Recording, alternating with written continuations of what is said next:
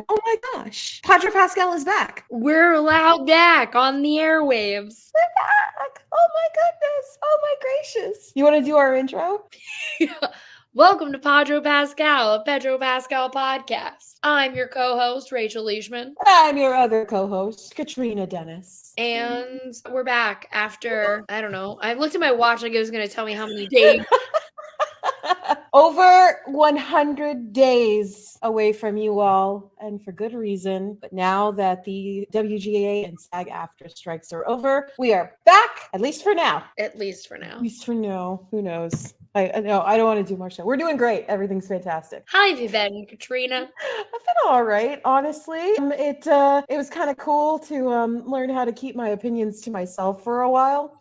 You know, you and I both know I have a background in film journalism, and so it was just my nature to just say things about stuff online, and I just didn't. And it was kind of refreshing and nice. But like, I'm also glad that we can now talk about things online again, because you know, I miss talking about Pedro and all my favorite stuff. And yeah, so how have you been? I'm busy. Yes. I was not as busy because I was just, still as a film journalism person, I forgot my job as a film journalist was just called a film journalist. Yes. I just added syllables to the end of it.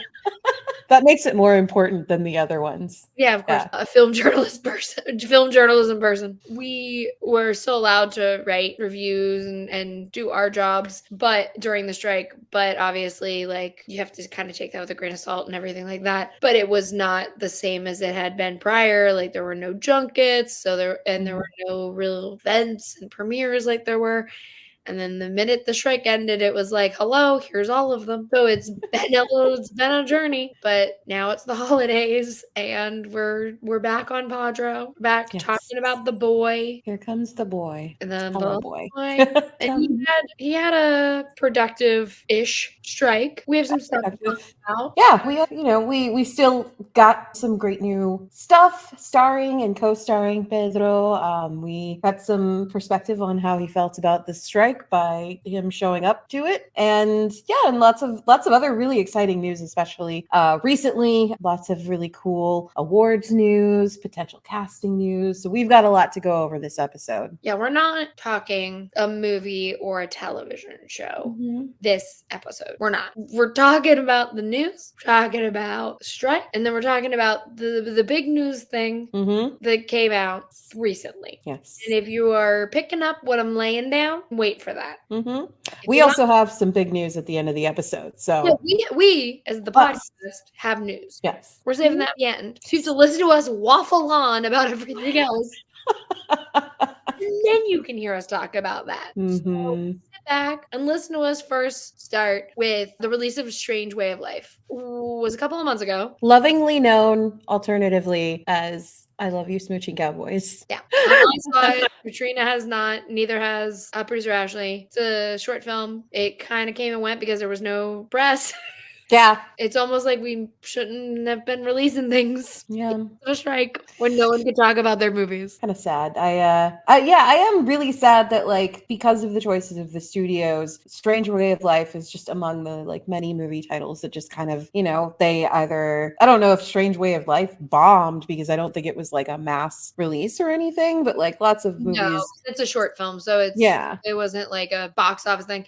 And it was also produced by like Saint Laurent. And you can tell you can just tell that Saint Laurent produced this movie when you're watching it. Right. Like a Saint Laurent ad. Take that as you will.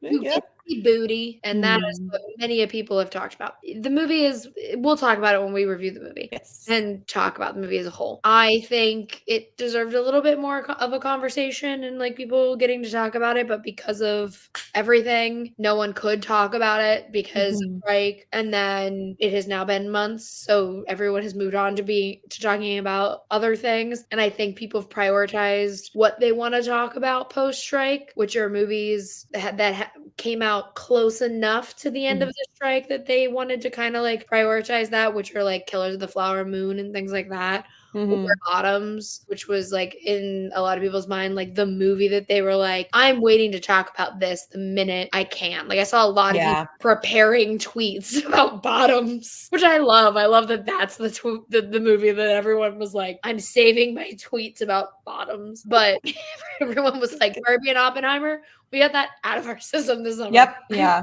Keeping my tweets about Bottoms. I don't keep my tweets about Killers of the Flower Moon. That's about it. Yeah. I hope that, I don't know. Do you know if this is coming to streaming at all, or? I mean, we might see it like at least return to cinemas during Oscar season if it has any buzz, like for like short films stuff like that. But maybe it's a Sony Pictures release because it's under the Sony Pictures Classic label, but I'm not sure. Okay. I will find a way to watch it, Sony. So the best thing you can do is send me a screener or something, because otherwise, who knows? So moving on to the next subject before I get arrested for piracy. Pedro came back to Saturday Night Live just before the strike ended. Yeah, and unfortunately, none of us were able to attend this time. But we didn't know it was not. He reprised his character, Senora Flores, who some folks might know as Abuela, etc., during the Bad Bunny episode. And honestly, like there are characters that go down in SNL history as like, these are the memorable guys that like, if this person came back in 30 years and did this character, everyone would still know who they are. And I think that like the really wonderful thing about this role is like he's carved that into history in a way. Maybe I'm overblowing it, maybe I'm too proud, but like it was so cool to see him come back, and like everyone was stoked to like see him on stage. So yeah, that was wonderful. Yeah, like so the bit started at the beginning of the night where Bad Bunny is like, oh, everyone, because I don't know what SNL's game plan was. I don't know if it was like actors were like, oh, we can come and do SNL, but we can't promote anything. So like, or I don't know what the SAG deal was, because actors on SNL could come and perform because Saturday Night Live is labeled as a variety show. So they could back and forth once the WGA had a deal, but none of the hosts were promoting anything. But then Timothée Chalamet was coming, even though the strike was still underway. So I feel like actors could come. They just like it was like they had a lot of like stand-up comedians and musicians. So it was like weird, like musicians doing double duty or just stand-up comics. So people were kind of like, are you just not doing actors, or actors don't want to do it? Like, what's going on? Bad Bunny was doing double duty that week. So a lot of people online who, are small-minded were like, can Bad Bunny even do it? Can Bad Bunny speak English? And so the whole bit in the monologue was Bad Bunny was like, everyone was making fun of me online for asking if I could speak English, and I clearly can, but like I also brought out a translator, and then the translator is Pedro Pascal. And so the whole Studio 8H and the rest of us at home were like, it was great. Those translations, obviously are just like him fucking around, but it's fun because he's there. But I'm also just kind of like, what are we doing? Why is he there? It's just for funsies? We just were like, we're gonna get back. He had nothing else to do. Well, I guess he didn't have anything else to do because there was a strike going on. So he was like, I will come and be on Bad Bunny's episode of Saturday Night Live. Yeah, absolutely. Can't do anything else in the acting realm. I want to like trip back to the strike for a second, because he did show up like quite a few times during the strike, and it's kind of funny. Like we'll have her on soon to talk about this, but like my ex-roommate from Los Angeles, Elizabeth, just like happened to be there around the same time as him and like ran with the same people as him. So it's like all these pictures of him, she's also in the background, and that makes me giggle quite a bit. But it was nice to see, like, it was good to see him on SNL, but it was also nice to see like how much he came out to support the strike. It wasn't just like a one-time, like, this is for publicity thing. Yeah, he was out there 2 to 3 times, maybe even more. I couldn't track it, but he it was nice to see that, like, but like I just like wiped my brow and was like, oh, thank God he's not like in the same pool as like some of these other actors who are just like complaining, so yeah. So it was good to see him come back on SNL and do the bit with Bad Bunny, and then come back to the Miss Flores character. And I was like, they set it up and you're kind of like, oh yeah, he's gonna appear, but also I'm stupid, and I was like, they extended this family and didn't stop and think that Pedro Pascal was going to appear Or I thought like, oh, well, maybe this is like, you know, his daughter. Or like, I don't know where I thought it was going. I love it. But I wasn't thinking, but also it was late, so I'm not surprised that I wasn't really thinking it through. Story of my life. I loved having him back. Very fun. I love the very explicit Latine cookie jar to sewing kit joke. I was just, when he did that, like the crowd lost it, but like all of us lost it at home too. It was like, yeah, everything. He's always kind of been like that with those little subtle moves of you know, in the last Miss Flores skit, he, you know, folded the bag and put it away. There are just like little subtle things that were just like, I know who wrote this. And I appreciate him. It's good. It was really great to have him back, and I'm excited for, you know, 10 years down the line when he just like shows up as Miss Flores again and like, I don't know, yells at Olivia Rodrigo or something. Thank God for Olivia Rodrigo in 10 years from now. Yeah, it was really nice, but I also am like, great, now we physically can't see that character for a while. Unfortunately, we have to like pause. Yeah, I definitely, unless like there's another big guest that like coincides with him or like has something specifically to do with him, I definitely think that like this is probably the last time we'll be seeing her for a while. But what a performance. So good. Great lip color too. Just fantastic. I went out and looked for it. Yeah, and then Emmy King. Yeah. Oh my gosh. The Emmy Awards announced their nominations recently. And Rachel, will you count down how many Emmys Pedro got nominated for? Outstanding lead actor in a drama series. 1. For The Last of Us. Bella also received the corresponding nod, of course. Yes. Outstanding guest actor in a comedy series, thanks to Saturday Night Live. Ooh. And then he also got one for his CNN narration for Patagonia, Life on the Edge of the World, which is a documentary series about the diverse landscapes and life forms of the titular South American location. So if we are counting, that's 3.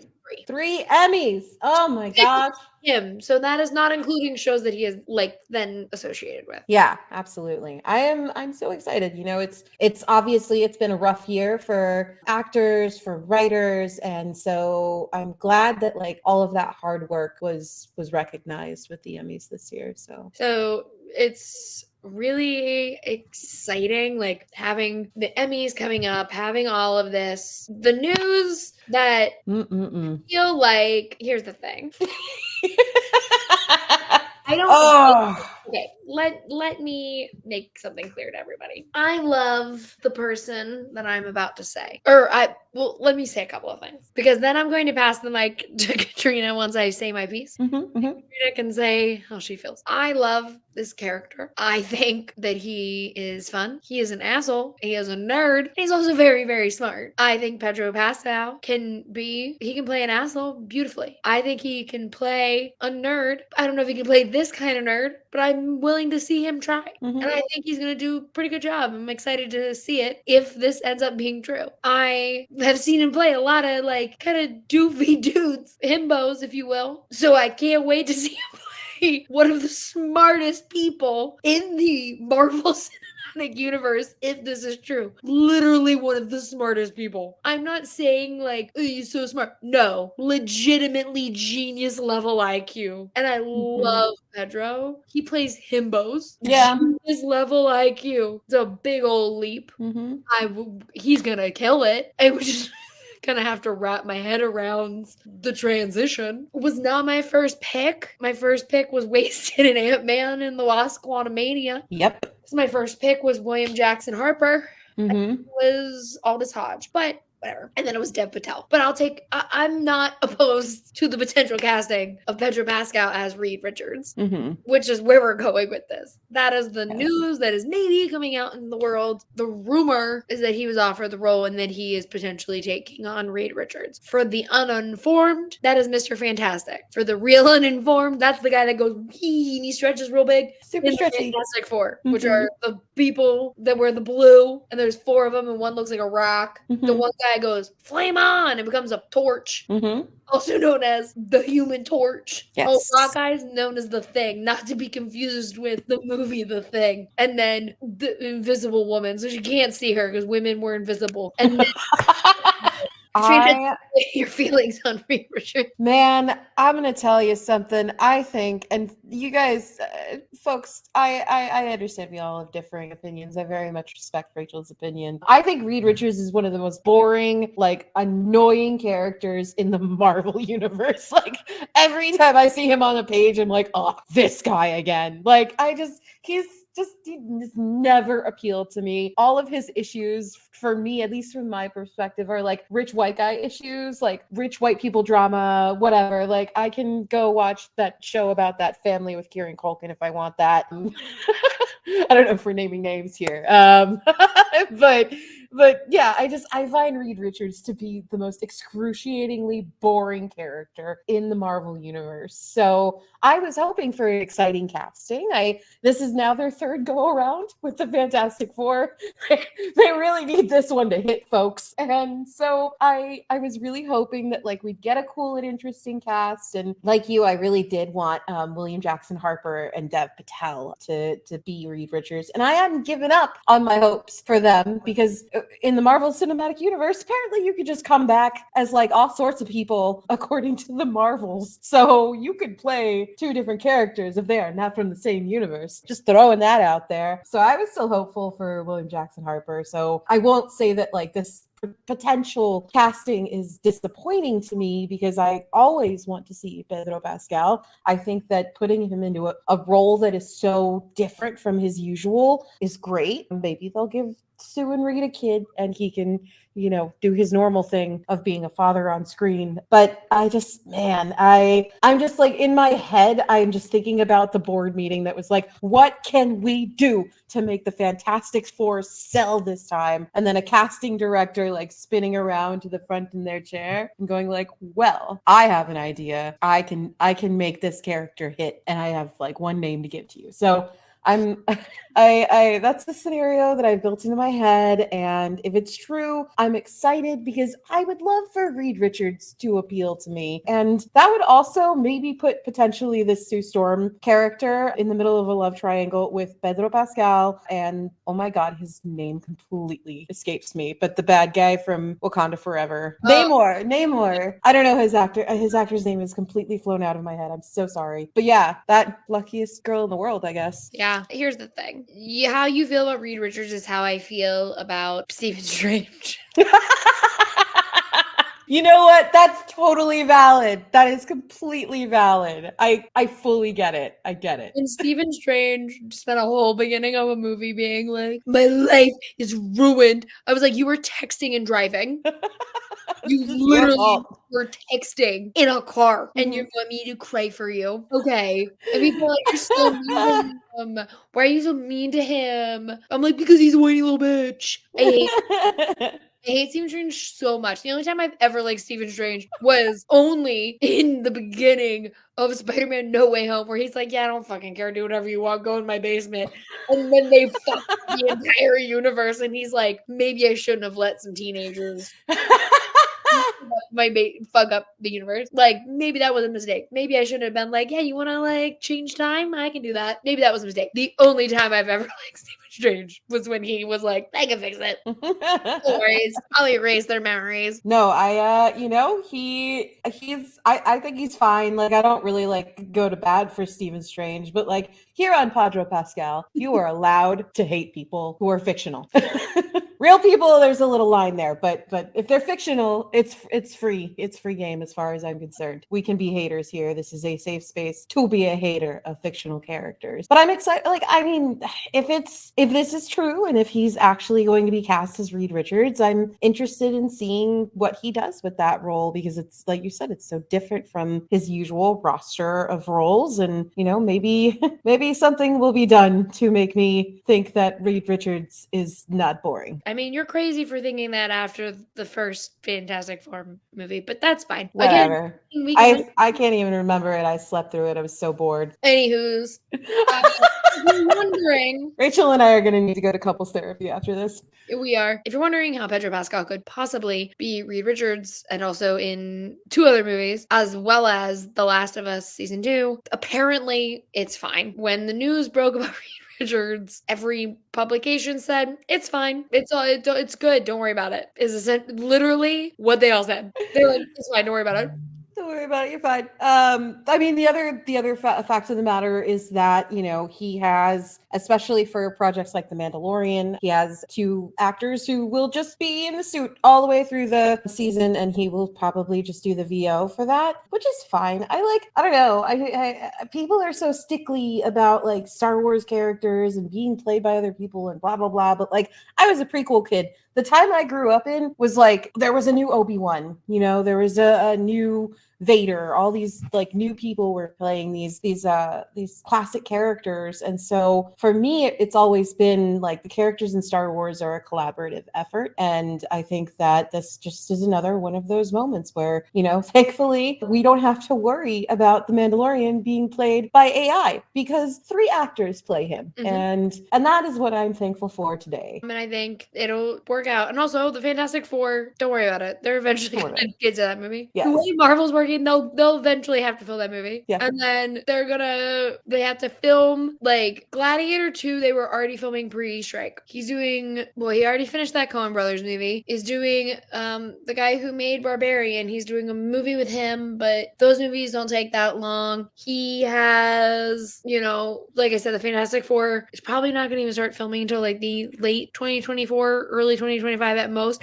And then I think Last of Us season 2 is starting like beginning of 2024. So I think it'll be fine. And if anything, listen, this guy's gonna have time to chill. He's gonna have time to relax. And he'll have some time to golf.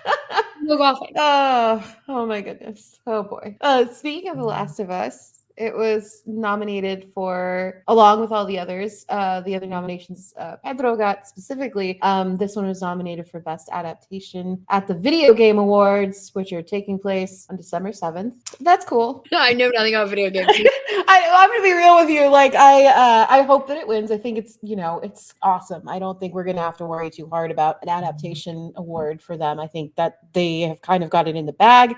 It was a wonderful love letter to the game, as well as an improvement on a story that's a little bit older that needed to be updated a little bit. And I really love the way that the characters we met almost a decade ago were fleshed out so wonderfully by these actors and cast and crew and writers, and I guess the directors too. Yes. So yeah, that's going to be taking place December 7th. You can watch your Twitter timeline, or you can watch the Game Awards.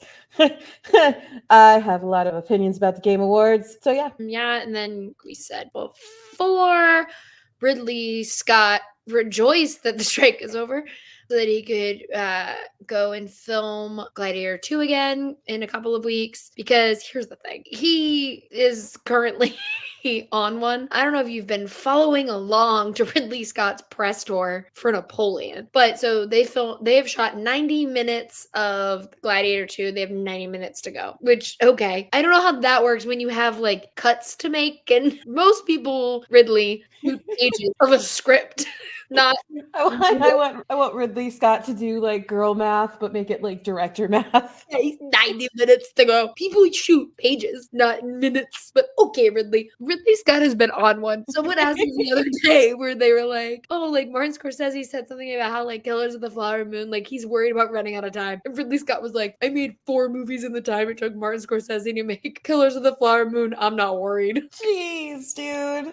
Oh, you spicy old man. You made House of Gucci in the middle of that. Ridley Scott made House of Gucci. Martin Scorsese made Killers of the Flower Moon. Yeah. Filet mignon, Salisbury steak. Oh, you're eating it Olive Garden? Well, I'm eating it Sizzler. I'm eating a bloomin' onion. You're eating a raw one. But he's on right now. Ridley Scott has just been saying whatever pops into his little noggin on this press tour. He yelled at historians because a historian, I guess, said that they didn't like his Napoleon because he was just making shit up. And he was like, were you there? I don't think so. No, God. Paraphrasing, I don't know if that's the exact quote that Ridley Scott said, but it's I hope it is. the vibe of where Ridley's at. I love Ridley Scott. Genuinely one of my favorite filmmakers. Like Blade Runner is one of my favorite movies. I love the Gladiator. Love a lot of his work, but boy oh boy are these quotes fucking off the rails. He's just like, I don't give a fuck. I'm not saying I want to be like Ridley Scott when I am old, but I hope that I am completely out of pocket like that. I hope that I am full chaos. To his point with the Martin Scorsese thing, he made The Last Duel, a movie that like slaps. When you watch that movie, especially because it's like, you know, the idea of like their story, your story, the truth kind of deal, and then the truth is like her story and the actuality of what happened in that moment. Such a good fucking movie. And then the fucking House of Gucci within the same year. And like I liked House of Gucci fine. I had a fun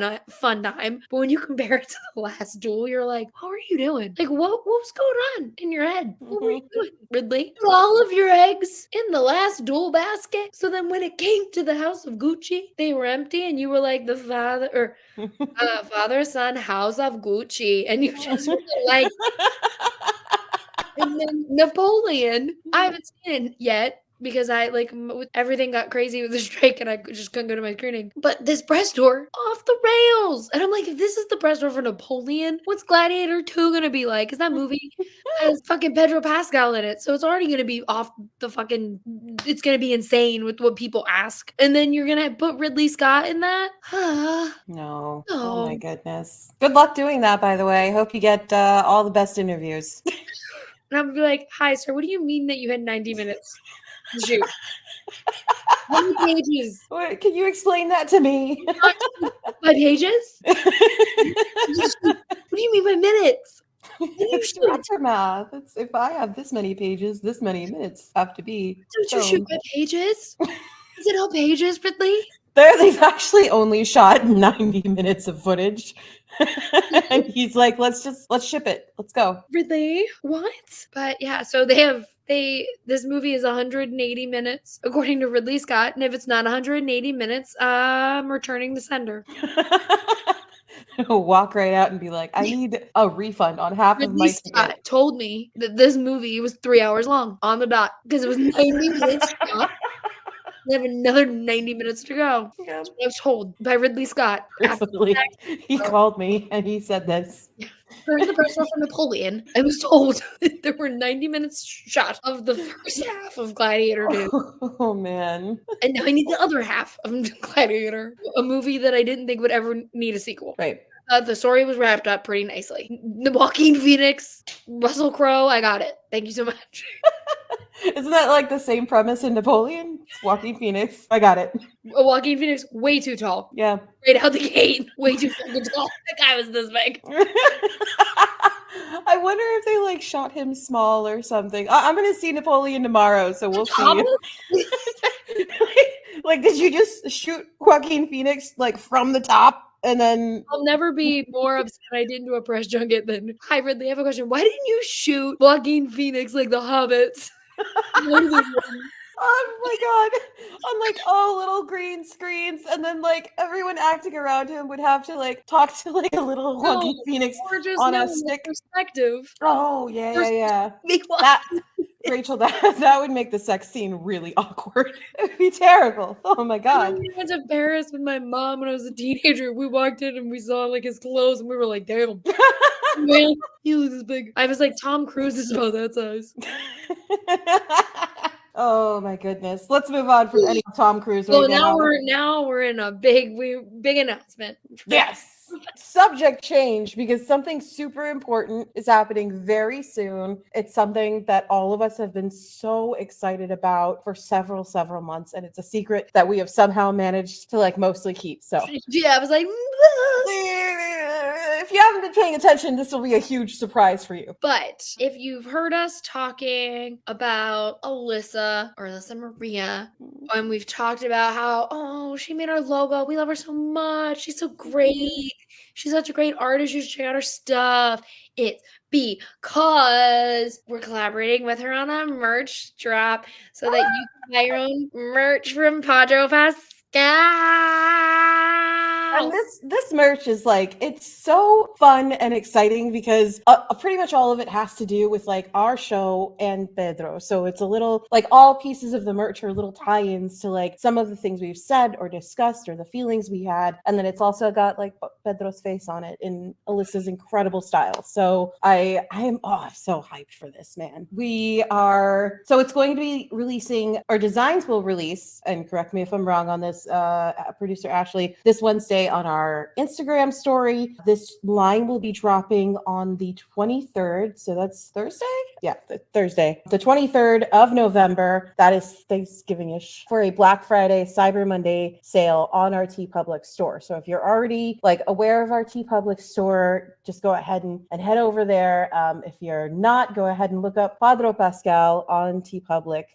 So that you can see the merch drop. Yeah, and make sure you also check out Alyssa's line. Yes. She made her own Pedro Tober designs, which you haven't. Her Met Gala Pedro piece is a hot commodity. I know she sold it at like flea markets and things, and everyone really wanted it, like the shorts, but also just like her stuff is really beautiful. And so she has her own line as well, but all of her stuff is just beautiful. This line is really good, and I want all of it, but it's just really pretty, and you guys should check it out and get really excited. But this week is really the time to kind of look at it and get excited, because producer Ashley worked really hard to try and make sure get some good deals. Yes. For it's giving season. Can't stop thinking about that meme for this week. And so make sure you guys check that out and look at our bio for all of that information on Wednesday, Thursday, Friday. Those are the big 3 important days. Oh, Monday is also important. Monday. Cyber Monday. Yeah. So like, the whole weekend, really. Like Friday, starting Wednesday. Monday was the important. I was like, get hype on Wednesday, wake up on Thursday, buy the shirts that you love, tell Alyssa that she's an incredible artist. We're so excited. I'm so excited about this. Like I'm not gonna lie, when I first saw somebody wearing any shirt of ours, I like lost my mind and like choked up a little bit. So I'm so excited to have this line out there, and it's beautiful, and I just love like all of the work that went into it. Is just so awesome and cool, and producer Ashley and Alyssa worked really, really hard on this collaboration, so make sure to give them lots of love. Yeah. Now it is time. It's time for the return. Stage, stage, stage, stage, stage, the stage, stage, stage, stage, stage, the stage, the stage on everybody's lips. Let's go, my Rose. Woo! Welcome to Stash of the Week, where we pick a mustache and we talk about it. I am going to the strike. We're going back, baby. Yes. I'm going to the picket lines. Aww. And I'll strike a look. Cute. Every once in a while, I'm reminded of the Chicken Little comment. This is one of those moments. It's so cute. But I'm also rocking the what looks like his Frankie Morales hat. Oh, yeah. I'm rocking it. I'm killing it. And also, producer Ashley also picked a strike look. So you're supporting the strike, still making sure we know that this is a strike-friendly environment when necessary. Always pro-union here on Podro Pascal. Why you have chosen? I chose The Return of Senora Flores. It's such a look. I love it. This was my pick when he first did this role, and it'll be my pick again because I love every component of it. The new lip color is great. I love the little like religious necklace. Like everything is just so perfect about this role, and like it's a perfect stash. Also, perfect stash. Doesn't shave it for this role. Hopefully he never does. I agree, because we'll have to come up with a new segment. I agree. And guys, we're back. Yes, we're so back. No. We're so back. We're back. But yeah, we are gonna be back. We're gonna have new episodes. Please let us know. We're gonna obviously do an episode on Strange Wave Life, but let us know what you guys want us to actually talk about. I know we say that a lot, but like tell us what you want to hear. We're gonna probably do a poll. We're gonna do whatever to kind of see what you guys want to hear from us. But yeah, and you know, like Producer Ashley generally manages like all of our socials, and she's definitely been telling us about all of your kind messages. So just keep in mind that we're knowledgeable of what you're saying. And so if you say that you want us to cover a thing, we will do it probably. I'm so sorry to that nice listener of the pod who thought she saw me on the streets of Manhattan and was so excited. But I was sitting, you messaged me personally, not the pod, but you thought you saw me on 8th Avenue and got excited, and I was on my couch. I'm so sorry. For listeners, someone, I told Ashley and Catrina before we started, someone was so excited they thought they saw me in Manhattan and placed me from Podro Pascal, and they were like, oh my God, I couldn't figure out why I knew the face, and I realized Pedro Pascal, and then I was like, oh no, baby, you didn't see me. I was not outside. We got to find your doppelganger, Rachel. It might be you from another dimension, and it's like a huge problem. So we gotta figure that out. Alternate me's living it up. I was at home. Yeah, we are back, baby. Very happy to be back. I missed you all. I missed you, Rachel. I miss you. Bye-bye. Bye.